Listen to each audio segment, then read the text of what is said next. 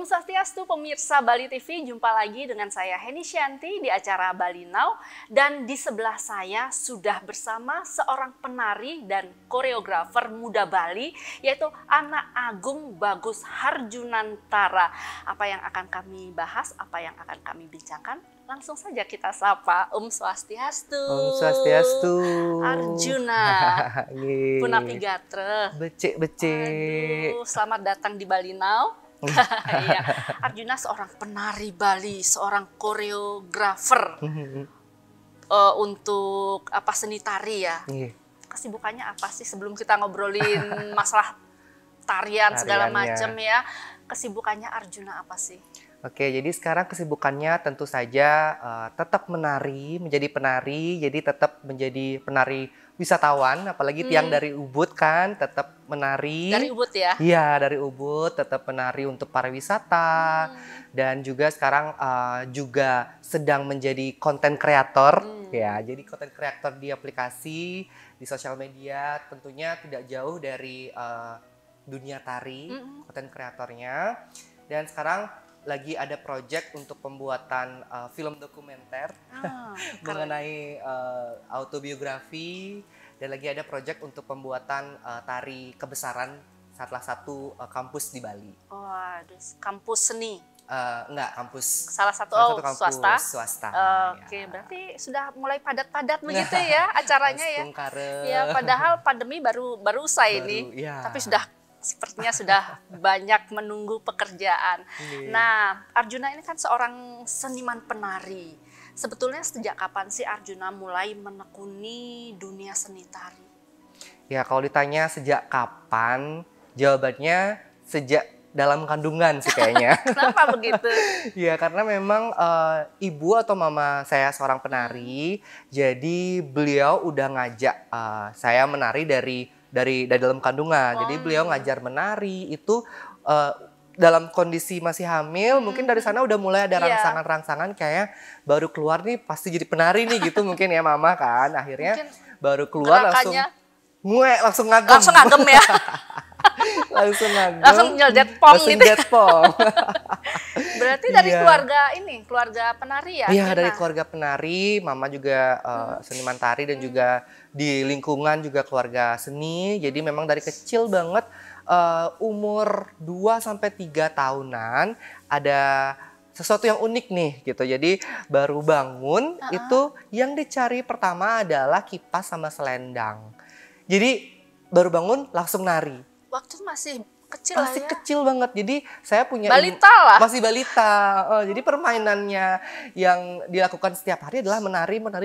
Mungkin dari sana kalau ditanya sejak kapan ya, mungkin sejak itu karena melihat lingkungan juga di rumah itu ada yang belajar menari, ada belajar gamelan, ada sanggar juga di rumah. Jadi kayak udah ngelihat kayak mungkin dari situ sebagai rangsangan-rangsangan. Akhirnya kayaknya harus bisa menari nih gitu. Akhirnya mama ngajar awal itu di rumah, ngajarin dasar-dasar. Tapi karena kalau misal kita nih sama orang tua pasti kadang kayak gimana gitu ya belajarnya. Akhirnya mama ngajak keluar latihan di Sanggar Seni Wayah namanya. Sanggar cewek itu dekat rumah, di sana sudah mulai belajar tarian baris. Gitu. Mungkin dari TK itu udah mulai belajar tarian Bali yang benar-benar gitu, nggak cuma imajinatif aja gitu. Karena memang dari kecil udah nari, udah gitu, dan anehnya di rumah itu udah biasa ngelihat saya nari. Jadi pokoknya baru bangun langsung nari gitu. Nari aja gitu. Oke, berarti kakak juga penari, semua penari. Nah, untuk kakak sendiri memang dulunya juga penari, tapi sekarang lebih concern ke gamelan. Oh, kalau kakak lebih ke penabuh ya? Iya, penabuh. Kalau Arjuna lebih ke narinya. Jadi mama udah lengkap, punya penabuh, punya penari anak-anaknya. Iya, jadi aman lah ya. Mamah juga pelatih nari. Pelatih tari juga gitu. Okay. Nah, pertama kali pentas di usia berapa sih Arjuna? Untuk pertama kali pentas memang di TK ya, biasanya kan itu ada pertunjukan perpisahan. Tapi yang menurut Arjun yang lebih ini banget, spesifikasi banget, di mana di awal itu kan saya belajarnya tarian baris. Nah, tarian baris terus dilihat sama gurunya, oh kayaknya Gung Arjun ini cocoknya tarian bebancihan. Jadi mulailah belajar tarian kebiar duduk. Nah, tarian kebiar duduk itu akhirnya menjadi spesialisasi sampai sekarang.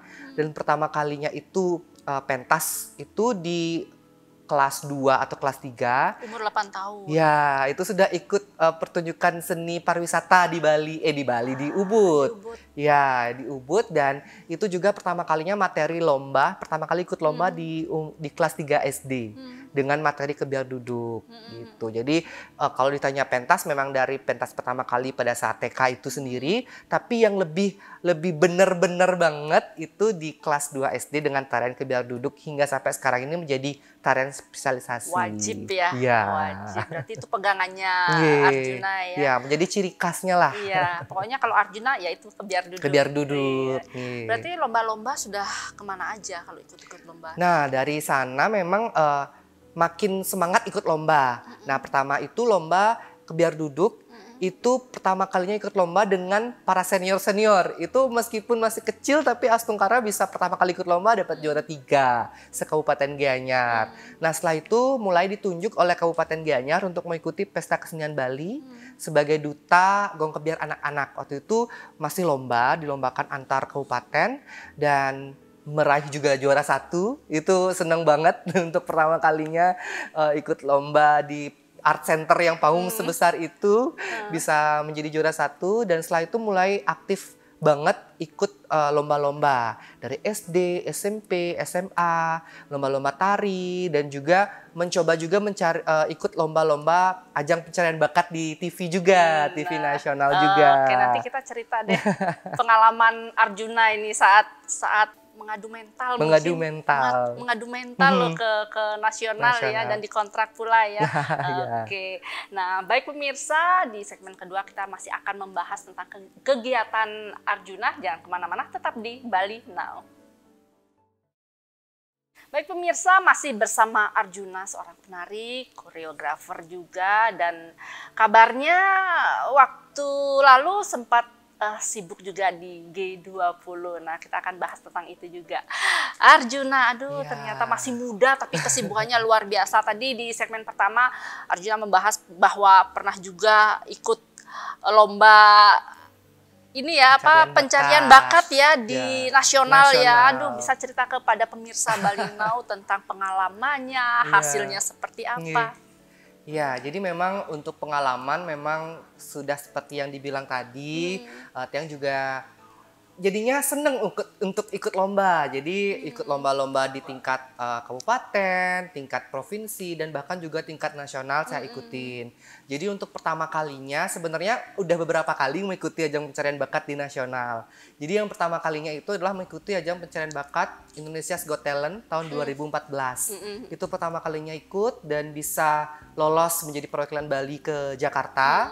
Di situ pertama kalinya ikut ajang pencarian bakat, dan Astungkara juga dapat pengalaman juga. Meskipun nggak sampai final, jadi cuma sampai babak semifinal di sana. Setelah itu beruntungnya juga ditunjuk langsung sama Indonesia's Got Talent untuk mewakili Indonesia di Asia's Got Talent. Oh, iya, langsung di tahun naik yang tingkat sama. Ya, di tahun yang sama. Tahun yang sama. Jadi sempat juga ikut audisinya di Asia gitu. Namun belum beruntung sampai tingkat akhir, tapi itu juga sebagai bekal saya untuk kedepannya supaya harus tetap terus mengupgrade diri, nggak sampai di sana aja gitu. Jadi setelah itu saya tetap ikut lomba-lomba terus dan juga makin concern banget di dunia tari. Jadi setelah tamat SMA saya melanjutkan kuliah di ISI Denpasar. ISI Denpasar. Iya, ISI Denpasar, salah satu perguruan tinggi seni di Bali. Saya juga fokusnya menjadi penari di sana, jurusan tari tentunya. Di sana juga saya mendapatkan banyak sekali pengalaman bersama kampus ISI. Selain juga menari di Bali, di seluruh Indonesia, dan juga bahkan ke luar negeri. Jadi mulai tahun 2014, sebelum saya beranjak ke kuliah, saya itu pertama kalinya berangkat ke luar negeri, yaitu ke India. Waktu itu saya mendapatkan award penari budayawan muda yang dipilih untuk mempromosikan budaya Bali ke India, dari India Utara dan juga India Selatan. Pada saat itu saya bersama maestro tari, seniman tua, yaitu almarhum Ibu Raka Rasmi. Beliau adalah seniman tari pelihatan, tari condong pelihatan, dan juga penari pertama tari Olek Tamulingan.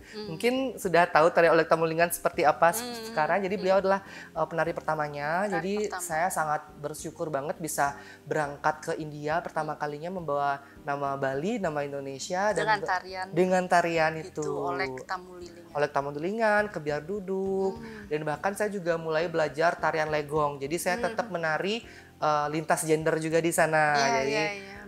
Di situ, setelah itu juga pengalaman saya setelah itu ke luar negeri juga, di kawasan Asia juga, ke Jepang, Taiwan, Thailand, Singapura gitu. Dan setelah itu juga saya yang terakhir ini, saya mengikuti ajang pencarian bakat yang bernama The Next Influencer.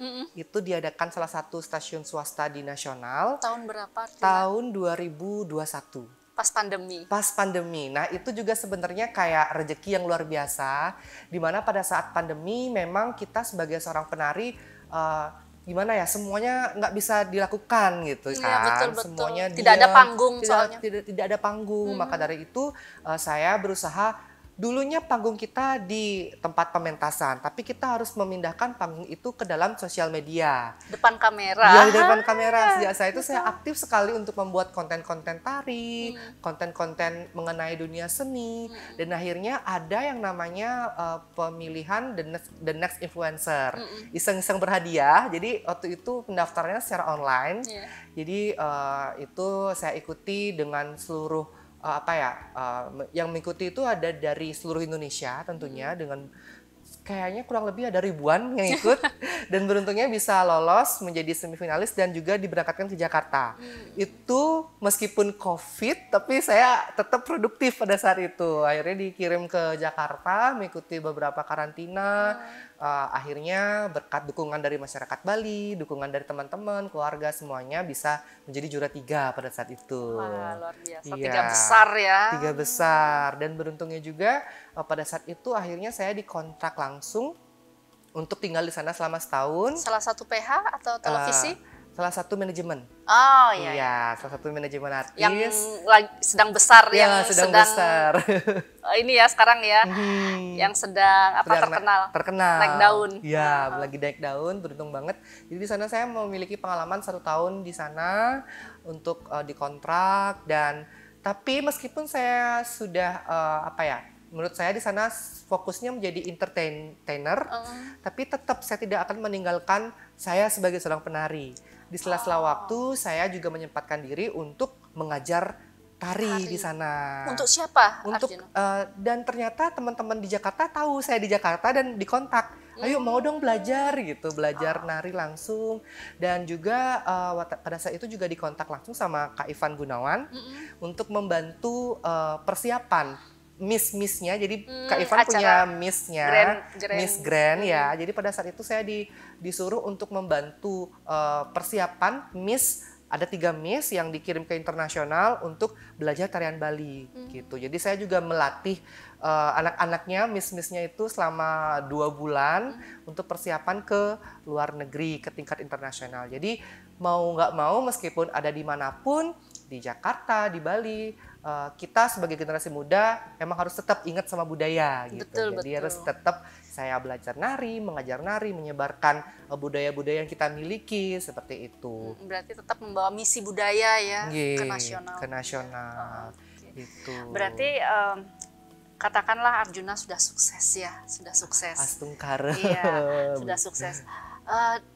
Di belakang pasti ada support dari entah orang tua, keluarga, atau siapa aja yang membawa Arjuna sampai ke titik sukses saat ini. Jadi orang yang benar-benar berjasa yang ada di balik layar. Tentunya yang paling utama adalah ibu saya sendiri, mama sendiri, karena memang beliaulah yang menjadi penyemangat, menjadi inspirasi saya untuk tetap di dunia tari.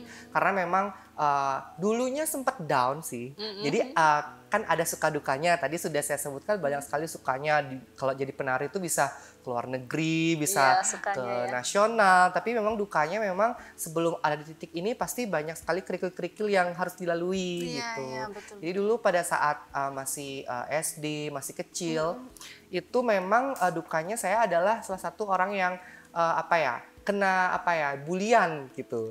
Kalau bahasanya sekarang kena dibully gitu sama teman-teman teman-teman sepermainan sebaya gitu. Ya. Karena mungkin menurut saya mereka melihat bahwasannya kalau jadi seorang penari itu identik dengan pekerjaan yang dilakukan oleh wanita gitu. Jadi lebih luas gitu ya. Gerakan kita jadi kebawa lebih luas. Jadi mereka berpikir kayaknya saya itu orangnya kayak udahlah beda gitu. Jadi kayak mungkin karena ada namanya kayak stigma stereotype gender. Jadi pengkotak-kotaan gender mungkin itu yang membuat teman-teman pada ngejauh, pada ngebully. Pokoknya bener-bener kayak disisihkan sekali pada saat itu. Berarti pernah mengalami bulian seperti itu saat masih kecil ya? Iya, tapi itu juga saya berterima kasih juga kepada teman-teman yang udah ngebully saya. Dan itu saya jadikan sebagai motivasi penyemangat. Dan beruntungnya mama juga selalu mensupport, jangan didengarkan mereka. Buktikanlah dengan prestasi bahwasannya yang mereka katakan itu tidak benar. Buktikan bahwa kamu menjadi penari itu bisa menjadi orang yang sukses, bisa menjadi orang yang berprestasi. Dan itu juga sebabnya kenapa sejak saya SD, saya sangat suka sekali untuk lomba-lomba menari. Jadi kayak seperti ajang pembuktian lah kepada mereka gitu. Dan sampai sekarang pun masih tetap itu menjadi penyemangat saya gitu. Dan pokoknya agenda lah ya untuk ikut lomba-lomba pasti diikuti.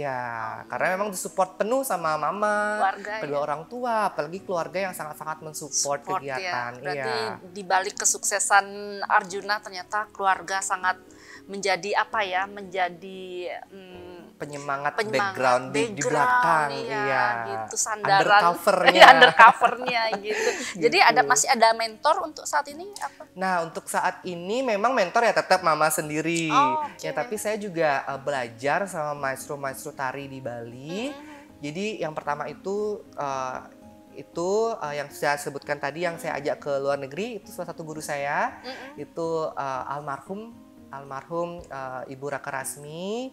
Setelah itu saya juga belajar kepada maestro almarhum Tu Kakyang Blangsinge. Saya manggilnya Tu Kakyang Blangsinge. Beliau adalah Ido Bagus Pirjana, adalah penari kebiar duduk, maestro kebiar duduk yang sudah menari dari sejak zamannya Bapak Soekarno. Iya, jadi beliau 60-an ya, iya, 50-an, 60-an. bener. Jadi beliaulah yang memberikan selalu motivasi sebelum beliau sede atau wafat, selalu Gung Arjun harus nanti jadi penari yang bagus, penari yang punya banyak teman, penari yang harus tetap ingat sama budayanya. Jadi selalu saya ingat semua pesan-pesan beliau, karena beliaulah yang dulunya sempat juga menjadi penari istana di Jakarta bersama Bapak Soekarno. Jadi itu yang benar-benar menjadi inspirator saya sampai sekarang ini. Keren sekali anak muda Bali yang luar biasa ya, membawa misi budaya kemanapun dan sampai kapanpun sepertinya ya. Baik pemirsa, usai jeda kita akan kembali, jangan kemana-mana, tetap di Bali Now. Baik pemirsa Bali TV, masih bersama Arjuna, penari Bali, kemudian koreografer, kemudian apalagi ya, seorang seniman influencer juga, tapi udah punya YouTube ya? YouTube ada. YouTube ada. Jadi mau lihat kegiatan Arjuna silahkan bisa diklik YouTube-nya. Arjuna Suteja. Arjuna Suteja. Loh, kenapa Suteja? Ya, karena Suteja itu nama dari kakek, nama dari papa juga, jadi biar ada ciri khasnya juga. Iya. Berarti nama panggung Nama Arjuna panggungnya, Suteja. iya, IG Arjuna Suteja. juga, Instagram. IG juga, TikTok juga. Oke. Jadi saya juga bergelut di sosial media juga Oh, iya. sebagai konten kreator. Jadi pemirsa Bali Now, masyarakat di luar sana ingin kepo melihat kegiatannya Arjuna, klik Arjuna Suteja, Suteja. ya. Oke, baik. Nah, tadi Arjuna sudah menceritakan suka duka, siapa saja yang mensupport hingga di titik sukses ya saat ini. Dan baru beberapa waktu lalu ternyata terlibat juga di G20. Nah, cerita nih kepada pemirsa Bali Now. Jadi penari atau jadi pelatih atau jadi apa nih Iya. di G20? G20, ya bener banget. Jadi kan akhir-akhir Sepulang ini itu kan sepulang dari Jakarta. Jakarta, Iya. 2021 di Di Jakarta akhir, ya? ya. Pertengahan saya pulangnya. Oh, 2022 sudah di Bali berarti. 2022 akhir saya pulang. Pertengahan. Iya. Dari 2021 terus 2022 di pertengahan saya pulang. Sudah di Bali. Sudah di Bali. Awalnya itu saya fokus ke ujian dulu, ujian tesis. Ujian S2 diisi. Diisi dan pasar. Saya kejar dulu itu, akhirnya sudah rampung dan beruntungnya ada perhelatan G20 kemarin G20. Jadi kalau ditanya jadi apa? Nah itu yang penting itu. Yang jadi penting apa? Arjuna. Jadi kebetulan Tiang dipilih sebagai asisten koreografer untuk babak pertama, babak 1 di tarian Paksi Bali. Jadi di sana saya membantu koreografer dari Anak Agung Oko Dalem Pelihatan, yang dimana di atasnya lagi ada Mas Eko PC yang merupakan tangan kanannya dari Bapak Wisnu Tama. Oh, yang diberi tanggung jawab untuk menggelar acara, mempersiapkan acara dari awal sampai akhir ya. Ya, jadi saya mengikuti itu di acara gala dinner. Jadi itu acara puncaknya. Ya, jadi di sana saya sebagai asisten koreografer untuk membantu di lapangan karena memang dengan jumlah penari yang sangat banyak dan lokasi pementasnya juga besar banget, itu di Lotus Pond-nya GWK. Itu memang perlu adanya titik-titik di mana adanya koreografer di menunggu di sebelah kanan, sebelah ini. Jadi kayak sudah sebagai siap, ya. Sudah siap untuk melihat para penari. Jadi memang di sana saya bekerja sama dengan banyak sekali tim, yang luar biasa sekali. Kebetulan itu hal yang sangat luar biasa banget, bisa membawa nama bangsa lah gitu. Betul. Karena kan itu ditunjukkan untuk seluruh dunia ya, gitu. petinggi-petinggi dunia loh yang hadir kan di depan sekali. mereka kan, disajikan tarian-tarian itu. Dan dari Bali sendiri berapa yang terlibat saat itu? Berapa penari? Kalau yang di babak 1 itu kurang lebih ada 50-an penari. Dari Bali aja? Iya, dari Bali aja. Yang untuk babaknya 1 aja. Yeah. Ada 3 babak, babak 2, babak 3 mungkin itu juga ada campuran. Karena bekerja sama dengan ISI juga, ISI Denpasar, ISI Yogyakarta, ISI Solo. Itu juga ada orang Balinya. Jadi memang mix dari seluruh Indonesia. Dan tentunya kita sebagai tuan rumah juga ikut juga di sana. Nah, jadi menariknya sebenarnya saya agak sedikit telat untuk mengikuti proses karena memang ditugaskan juga untuk mempromosikan G20 ke Amerika Serikat di Washington DC. Bersama pemerintah Provinsi Bali pada saat itu kami membawa official souvenir yang digunakan pada G20 yaitu kain geringsing. Kita perkenalkan di sana dengan pementasan tarian Bali. Nah, di sana saya pentas di Washington DC itu di Kementerian Luar Negeri Washington DC, Kementerian Luar Negeri Amerika Serikat, dan juga KBRI Indonesia di Washington DC. Di sana kami tetap mempromosikan budaya Bali, membawa kain geringsing yang ternyata saya juga baru tahu harganya sangat-sangat mahal sekali ya. Jadi di sana kami membawakan itu seperti fashion show tapi dengan tarian. Gitu. Jadi saya ke sana bersama pemerintah Provinsi Bali, Dinas Kebudayaan Provinsi Bali untuk membawa misi tersebut. Balik ke Bali langsung lanjut ke G20 untuk malam malam dinernya. Mempersiapkan tari-tarian itu sebagai asisten koreografer di sana. Asisten koreografer ya, tapi lumayan padat juga ya membawa misi mempromosikan G20 dengan membawa misi budaya ke luar negeri. Oke, aduh luar biasa banget. Arjuna masih muda kan, tapi sudah mengenyam pendidikan sampai S2 ya S2, sekarang ya di ISI Denpasar. Denpasar. Oke. Nah, sekarang kan sudah banyak nih mulai bermunculan seniman-seniman muda Bali dari anak-anak, kemudian yang dewasa, remaja dewasa. Tanggapan Arjuna gimana ini? Oke, tanggapannya sih luar biasa banget. Kalau misalnya kita anak muda memang sudah sepatutnya untuk ingat sama budaya yang kita miliki. Jadi sudah mulai banyak sekali teman-teman, adik-adik yang mulai mencintai dunia tari. Tapi emang harus ditingkatkan lagi. Karena kalau kita lihat contohnya nih misalnya di Ubud nih, emang agak sedikit sulit untuk menemukan penari yang apalagi penari cowok yang mau di usia berapa itu? Di anak-anak, anak-anak SD, SMP. Jadi kayak susah sekali untuk menemukan penari yang bagus, yang berbakat gitu. Jadi memang harus tugasnya kita untuk melestarikannya. Maka dari itu kenapa saya concern untuk mempromosikan budaya Bali di sosial media saya, di TikTok, di Instagram, supaya adik-adik, teman-teman itu melihat bahwasanya sebagai seorang penari itu bisa loh sukses, keren juga loh, nggak kuno loh gitu. Jadi makanya saya sangat senang banget. Jadi kalau ada teman-teman yang mulai mencintai dunia tari sejak dini ya, sejak dini gitu. Nah contohnya kan sudah ada nih Arjuna nih dari umur 3 tahun sudah ngambil kipas bangun tidur, pakai gelungan. Itu salah satu pengalaman unik ya. Ada nggak selain itu pengalaman unik saat dari kecil hingga dewasa nih? Itu yang paling unik karena nyambung juga pada saat itu saya di lingkungan rumah ya. Usia berapa itu? Itu juga 3-4 tahunan juga. Nenek kandung, jadi kan beliau itu suka buat jahitan gitu kan, dari janur nyait gitu.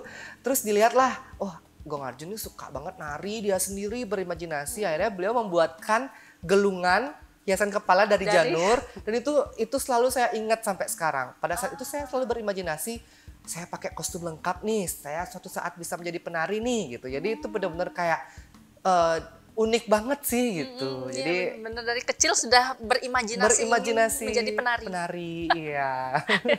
Dan akhirnya benar-benar semesta merestui untuk Arjuna tetap membawa warisan leluhur.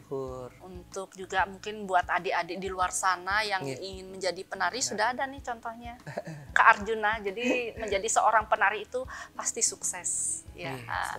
Nah kalau Arjuna pernah nggak berkolaborasi begitu dengan penari-penari lain dalam proyek atau dalam pementasan gitu? Ya, kalau kolaborasi sangat-sangat sering. Jadi banyak banget teman-teman yang sering Arjun ajak kolaborasi.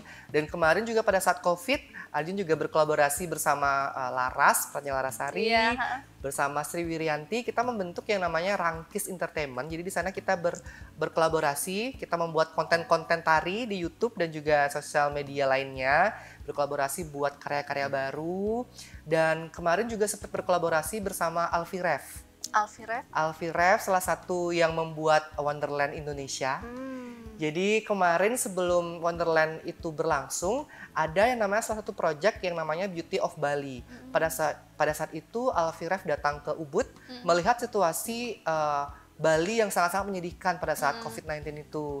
Jadi Kak Alfie Ref mengajak saya dan juga beberapa teman seniman di Ubud untuk membuat sebuah karya yang bernama Beauty of Bali. Itu cikal bakalnya menjadi Wonderland Indonesia 1.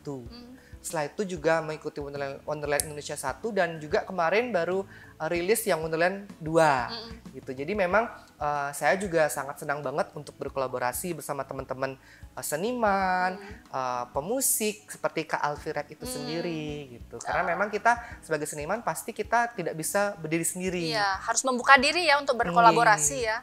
Apalagi sekali. Sekarang sudah masanya collab gitu ya, entah di YouTube, di medsos lainnya begitu ya. Keren banget, semoga sukses deh ke depannya. Oke. Baik pemirsa, nanti kita masih akan membahas kegiatan Arjuna, kemudian mungkin harapan-harapan proyek-proyek mendatang. Jangan kemana-mana, tetap di Bali Now. Baik pemirsa Bali Now, sudah di segmen akhir nih bincang-bincang bersama Arjuna yang sangat luar biasa ya, anak muda Bali tapi sudah melanglang buana di Bali, tingkat nasional bahkan sampai internasional, dan beberapa waktu lalu juga dilibatkan dalam G20 di perhelatan G20. Nah Arjuna, kamu keren banget. Nah Arjuna, sekarang kan sudah zamannya zaman teknologi ya, apa-apa sekarang tuh sudah teknologi gitu loh. Melukis pun mulai teknologi, apapun teknologi, tidak hanya menari pun teknologi. Nah, menurut Arjuna seberapa penting sih seniman saat ini harus memanfaatkan teknologi? Iya, kalau ditanya itu ya pasti sangat-sangat penting sekali karena kita memang sekarang berhadapan dengan digitalisasi yang luar biasa. Betul. Ya Mbak ya. Nah jadi untuk para seniman sih seperti yang sudah sempat saya bilang tadi, panggung kita itu nggak cuma di kalangan aja, di sebuah stage aja. Sekarang sudah mulai bergeser, panggung yang kita harus manfaatkan itu adalah panggung sosial media. Di mana kita bisa mempromosikan apa yang kita punya, kesenimanan kita, karya kita melalui sosial media.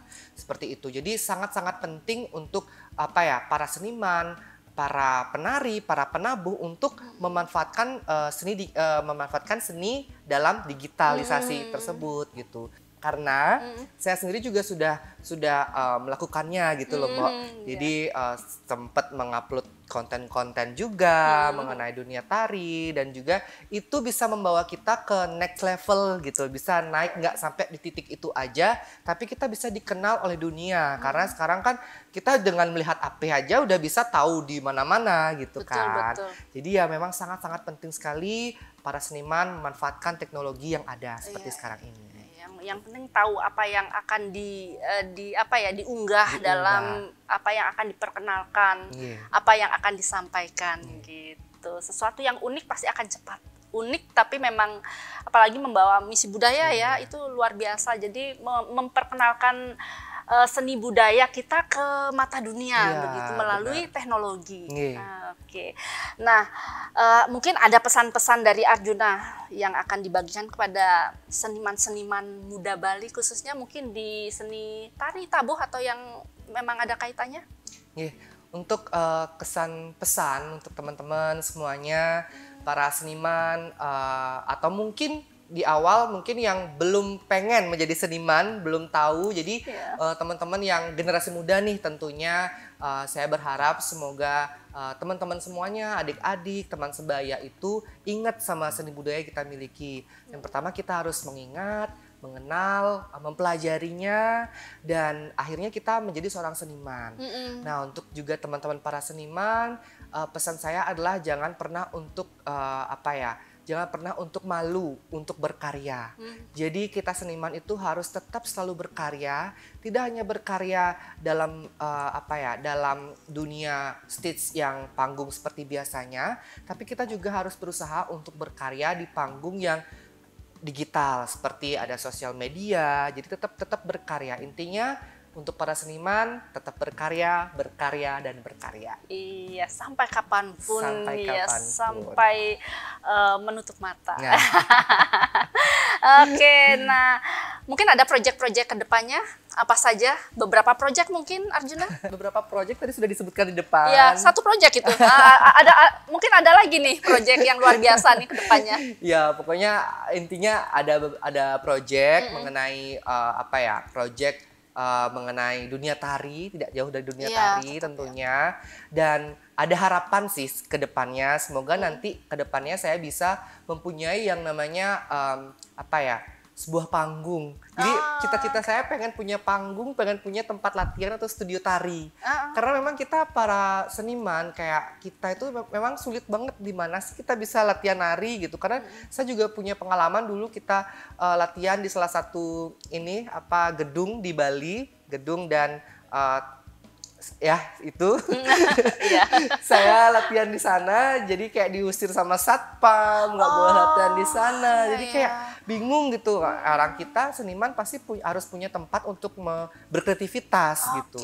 Dan saya bercita-cita semoga nanti ke depannya saya bisa punya studio tari, saya bisa punya stage untuk para seniman untuk memperlihatkan karya-karyanya. Oh, jadi sebuah apa ya, ruang buat para seniman gitu ya. Jadi sebuah stage yang dimiliki sendiri ya oleh Arjuna. Oke, berarti itu harapan, salah satu harapannya. Ya semoga tercapai ya Arjuna. Begitu besar cita-citanya, harapannya yang luar biasa untuk seniman-seniman Bali. Matur semua sudah hadir di Bali Now, semoga sukses ke depannya. Stungkara, matur suksema. Baik pemirsa, itu tadi bincang-bincang saya bersama Arjuna, seorang seniman penari, juga koreografer. Jadi semoga bincang-bincang kami tadi bisa memberikan inspirasi yang baik bagi kita semua. Dan jangan lupa saksikan Bali Now Talk Show setiap hari Sabtu jam 8 malam hanya di Bali TV. Saya Heni Shanti, jumpa minggu depan. Salam Bali Now. Om Santi, Santi, Santi Om.